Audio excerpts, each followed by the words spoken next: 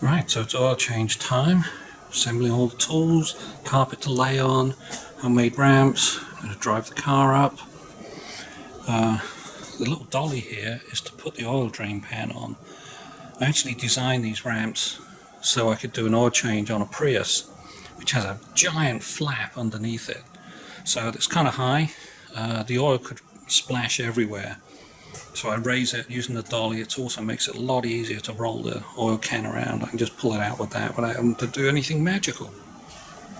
So I've got a little bit of 0-20 left. Got a new one of 520. I'll be putting that one in. And I think eventually I'm going to go with 530 oil. Right, so we're under the car admiring all the paneling they put on. And they just got it covered. Plastic panels all the way down the back end. Anyway, this is the panel you got to take off. It's got two 8mm. So two little 5/16 or 8mm. Already pre-loosened it, don't need a lot.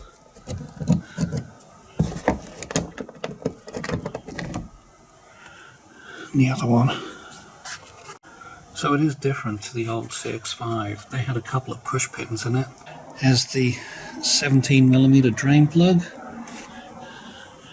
And the filter. Yes, I use Fram. Right, so to get the filter off, I use one of these self-tightening ones. Just put it on. Just give it a little twist and it'll come. Now I'm going to roll the drain pan under before it starts dripping. Thought it'd be dripping by now. Okay, I'll see if I can quickly... Yeah, here it comes. Yay! I normally wear a little plastic food handler glove, which I can dispose of. But just for this purpose, because I'm doing this cold, so I'm not going to burn myself with this oil. There's a lot of traffic out there. Okay, now I'll just spin it, get it off, and drop it into the oil pan.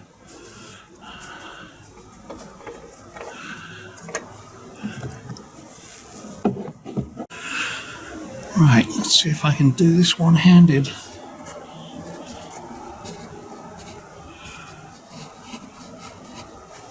And here it comes. Yeah, not bad.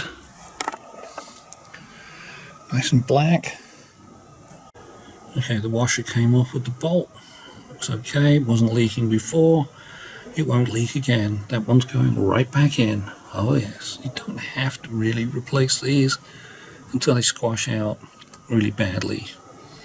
Or if you just feel like it, you can replace it.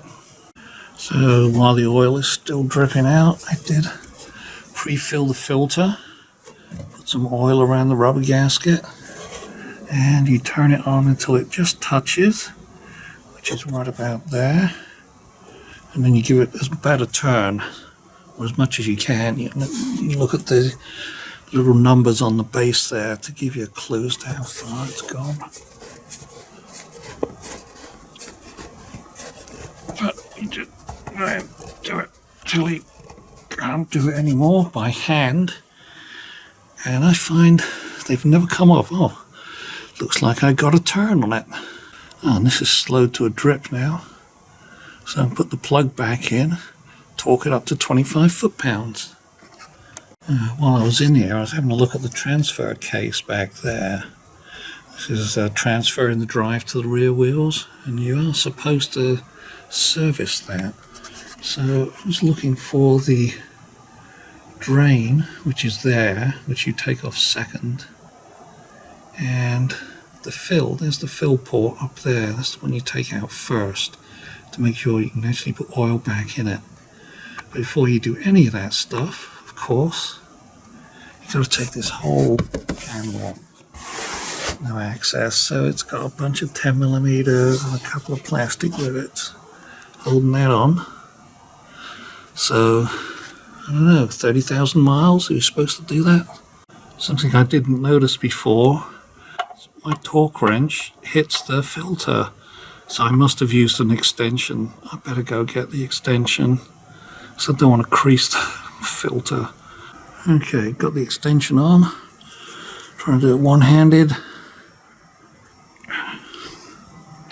There we go. That feels good. That's 25 foot-pounds. Yeah, not too tight, not too loose. Right, just got the cover to go back on. That's those two 8mm 5/16 hex heads, and they'll all be back together. There's no real torque on these, that's why I was using this. That's all you got to do is just hand tight. It doesn't have to be super tight. I mean, if it falls off, so what?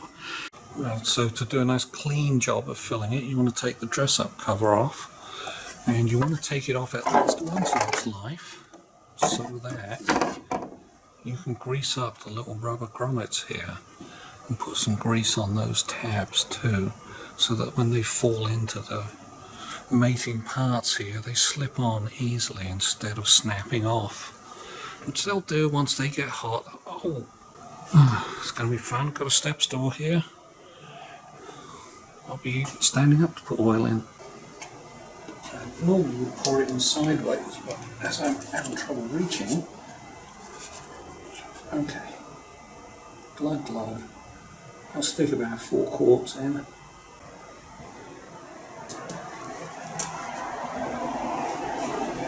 I'll set that for a little bit. Okay, I will put the cap on when I back it off. Otherwise it will spurt oil everywhere. It will make a mess. Right, let's see how long it takes to fill.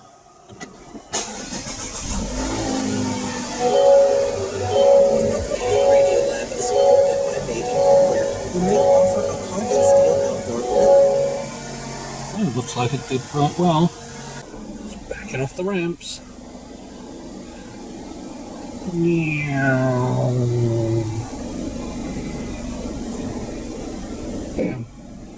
And we're down and clear. Here's the fuel pump making all that noise, isn't it? It does it every time. Pretty annoying. Okay, this is a disadvantage with the dipstick method. You see that the oil's all gone all the way up. If I flip it over, oh, bone dry.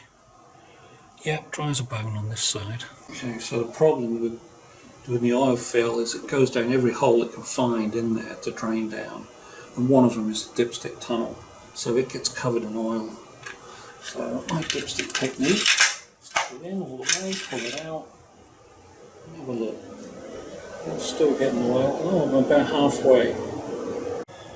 Okay, I'm hoping you can see that the level is about halfway between the two dots. See, there's a dry bit before you get to the top hole in the stick there. Yeah, so that's about halfway. So I still have a little bit more, about half a quart to go. So that's a whole 5 quarts gone in. Plus I put some in the filter, and it's going to take a bit more. So if you're worried about how solid these ramps are, here's an example. So it's these giant railroad tie size things. The bits here, the cut-offs from here, but I flipped them over so they join in the middle. Got 3/4 inch plywood all over for the rest of it. The ramps, it's glued and screwed, and a lot of the screws you can't see because they're joining the wood pieces together. They're at 45 degrees, so it can't shear. Shearing is when the car wants to go sideways or something. So they're nice and rock solid. Yeah, they weigh 60 pounds each, so that's why they're on these little caster wheels. So I can move them around the garage and stack them up when they're not in use. Okay, that's pretty amazing. Can you tell? Oh, there we go. Spot on. At least on that side. The other side, I think it was dripping a bit of oil down with it. Yeah, but the one side where it's really dry like that, that's where you want to measure it. Alright, so putting the cover back on, got the cap on, dipsticks in, and push, it's on. We're done. Clean up, make sure I haven't left any tools in the engine bay. Looks clean. Good. We are done. Okay, one last thing to check here, if I can do it with one hand. So I'm going to depress, yep, see the oil coming out? That tells me that the little anti-siphon valve is working. And I did that on the Bosch, nothing happened. All the oil had already drained out. But as you can see, more oil is coming out. So I leave the screwdriver in, as my normal practice, until all that oil has come out, and then I throw it away.